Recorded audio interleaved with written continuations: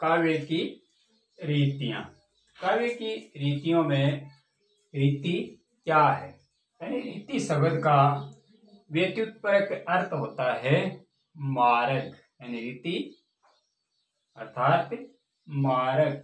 शब्दकोश में इस शब्द के कई अर्थ लिए जाते हैं, जिनमें शैली, पद्धति, तरीका, प्रणाली, विधि आदि। तो रीति को हम शैली कह सकते हैं, पद्धति कह सकते हैं, तरीका कह सकते हैं, प्रणाली कह सकते हैं और विधि कह सकते हैं। तो कवि या लेखक के द्वारा साहित्य क्षेत्र में प्रयुक्त विशिष्ट शैली को ही रीति कहा जाता है। तो अब इसकी हम परिभाषा देखते हैं। किसी कवि या लेखक के द्वारा साहित्य के क्षेत्र में, कोई कवि है या कोई लेखक है, जब वह साहित्य के क्षेत्र में प्रयुक्त विशिष्ट शैली को ही रीति कहा जाता है। यानी कोई कवि या लेखक अपने साहित्य में जब इस शैली का प्रयोग करता है, उसे हम रीति कहते हैं, विशिष्ट शैली। तो किसी कवि या लेखक के द्वारा साहित्य के क्षेत्र में प्रयुक्त विशिष्ट शैली को ही रीति कहा जाता है। और रीति है, उनके आचार्य वामन है, वो रीति संप्रदाय के प्रवर्तक माने जाते हैं।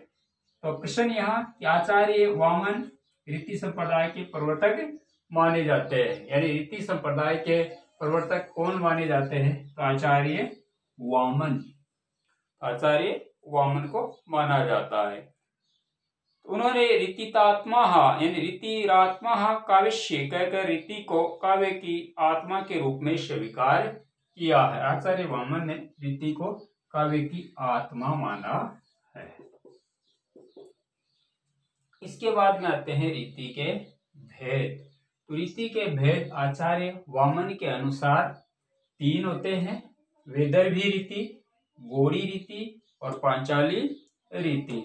आचार्य कुंतक के अनुसार 3 मार्ग बताए हैं: सुकुमार मार्ग, विचित्र मार्ग और मध्यम मार्ग। आचार्य मम्मट के अनुसार वर्ती होती है, वो भी 3 है: उपनागरिका, उपनागरिका, परुषाः और कोमला। उपनागरिका वर्ती, परुषावर्ती और कोमला वर्ती। अग्नि पुराण है, उसके अनुसार भी 4 रीतियां मानी गई है।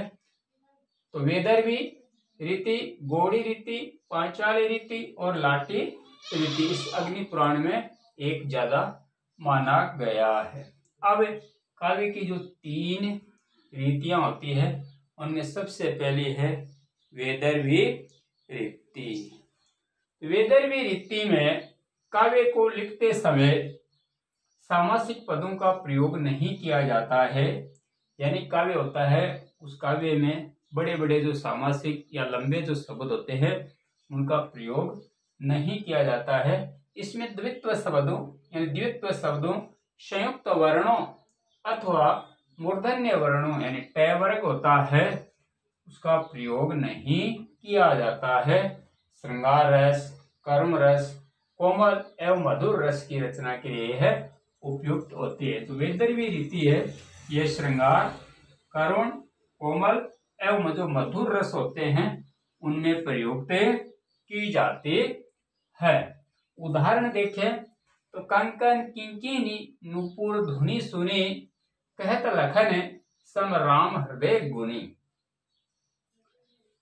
तो काव्य लिखते समय यानी बड़े बड़े सामासिक पदों का प्रयोग नहीं हुआ है इस उदाहरण में, और द्वित्व शब्द या संयुक्त वर्ण या मूर्धन्य जो ट वर्ग है उसका प्रयोग नहीं किया गया है, और श्रृंगार, कर्म, कोमल एवं मधुर रसों की इसमें प्रधानता है, यानी सुनने में हमें अच्छा लगता है।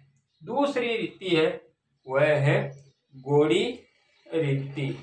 गौड़ी रीति वैदर्भी रीति के विपरीत मानी जाती है, यानी यह इससे उल्टी होती है। तो काव्य लिखते समय यानी गौड़ी रीति में काव्य लिखते समय पदों का प्रयोग तो होता है, और इसमें द्वित्व शब्दों, संयुक्त वर्णों और मूर्धन्य वर्णों का प्रयोग किया जाता है। यानी बड़े बड़े शब्द आते हैं और मूर्धन्य वर्णों की अधिकता पाई जाती है। यानी ये इसके विपरीत, वैदर्भी रीति के विपरीत गौड़ी रीति, इसमें द्वित्व शब्द होते हैं, सामासिक शब्द होते हैं, संयुक्त वर्ण होते हैं, मूर्धन्य जो शब्द है उनका प्रयोगों की यानी उनके प्रयोगों की अधिकता होती है। और यह रीति जो होती है यह भयानक, रौद्र एवं वीर रसों के लिए उपयुक्त मानी जाती है। भयानक, रौद्र एवं वीर रस के लिए उपयुक्त मानी जाती है। गौड़ी रीति यह वैदर्भी की बिल्कुल विपरीत होती है। इसमें सामासिक पदों, क्लिष्ट शब्दों, संयुक्त वर्णों तथा मूर्धन्य वर्णों का आधिक्य पाया जाता है।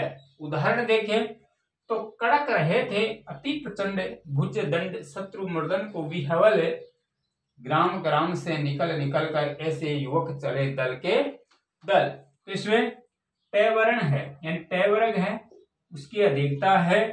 और वैदर्भी रीति में टैवर्ग की अधिकता यानी प्रयोग ही नहीं होता है, और गौड़ी रीति में उसकी अधिकता होती है। सामासिक शब्द आते हैं, लंबे लंबे शब्द आते हैं, द्वितीय शब्दों और संयुक्त वर्णों का प्रयोग किया जाता है।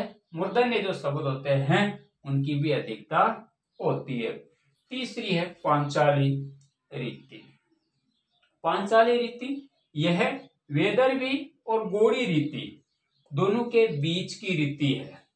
वैदर्भी और गौड़ी रीति के बीच की रीति मानी जाती है। इसमें शब्द एवं अर्थ दोनों का समान समन्वय देखने को मिलता है। इसमें शब्द एवं अर्थ दोनों का समान समन्वय देखने को मिलता है। श्रृंगार रस, करुण रस और वात्सल्य रस के लिए यह उपयुक्त मानी जाती है। पांचाली रीति यह वैदर्भी और गौड़ी रीति के बीच की रीति मानी जाती है।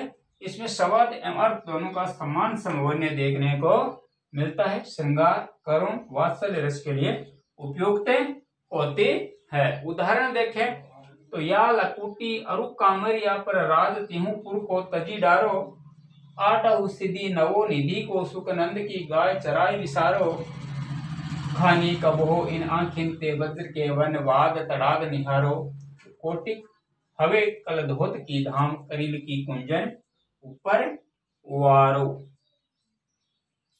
तो रीति का अर्थ मार्ग, और आचार्य वामन के अनुसार 3 रीतियां वैदर्भी, गौड़ी और पांचाली, और इन सब रीतियों का सार निकाल करके भी रीतियां 3 प्रकार की ही मानी गई, वैदर्भी, गौड़ी और पांचाली।